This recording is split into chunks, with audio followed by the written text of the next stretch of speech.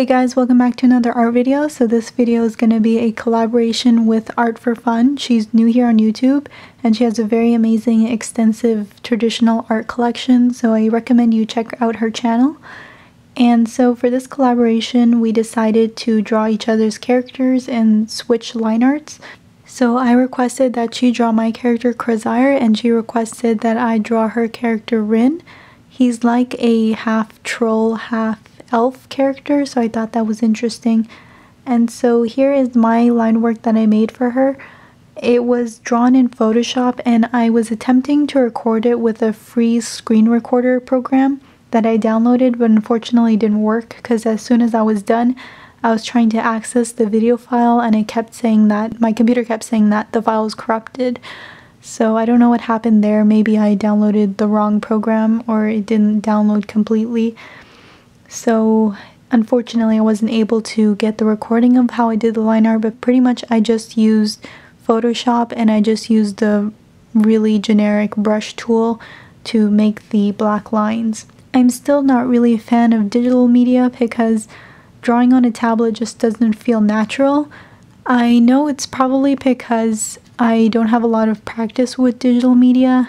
I usually do traditional art and I do know some artists that work primarily in digital media, so they're more comfortable with using a tablet, but unfortunately for me it just doesn't feel natural and it feels very strange. So I mostly end up with like wobbly lines whenever I'm trying to draw straight lines, but I definitely think it does come with practice and I'll definitely try to practice more with it in the future.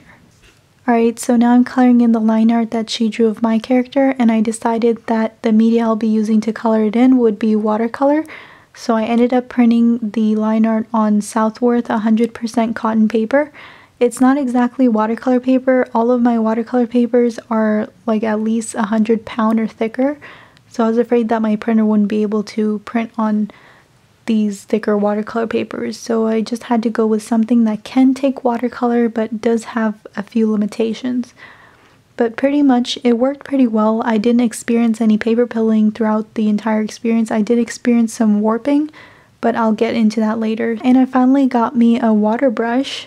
At first I was really against getting a water brush because they're very expensive. They range around $7 to $10, so that's like even more expensive than a Copic marker. And that really doesn't make any sense because essentially what a water brush is just a plastic barrel with a cheap nylon brush at the end. So it's a very cheap thing to make. So I don't really understand why they're sold for such a high price.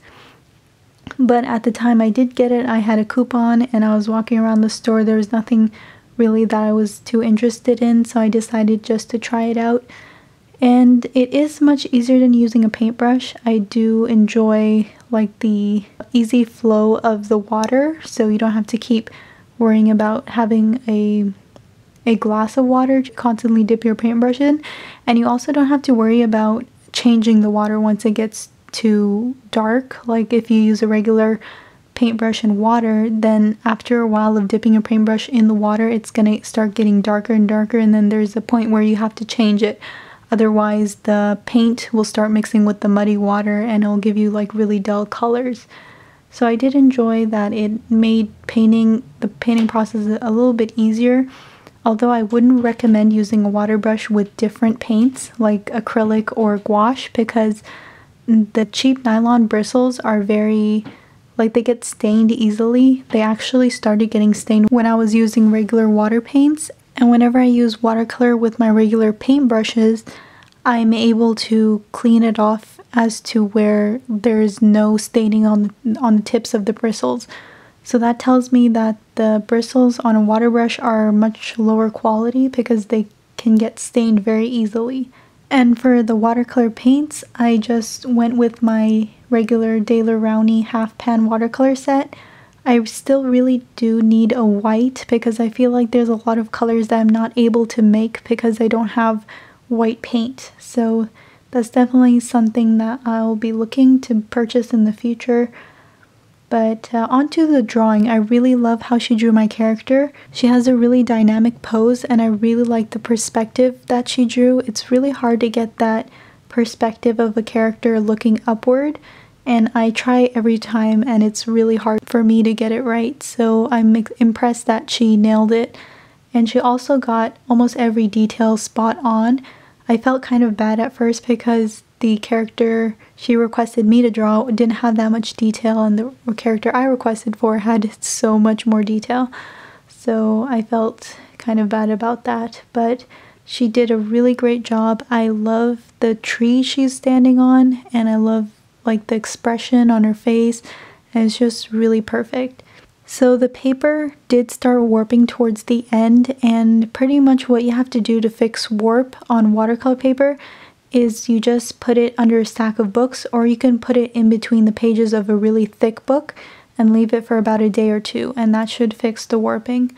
So I'm planning to do that for this painting later on, and I still feel like I'm not that experienced with watercolor just yet. This is just my second watercolor painting, so I'll keep practicing and definitely expect to see a whole lot more watercolor paintings in my future videos. And I'm not entirely sure when ArtForFun is gonna post her coloring of my line art, but when she does, I'll definitely link it in the description below. Thank you very much for watching, and I'll see you guys in my next video.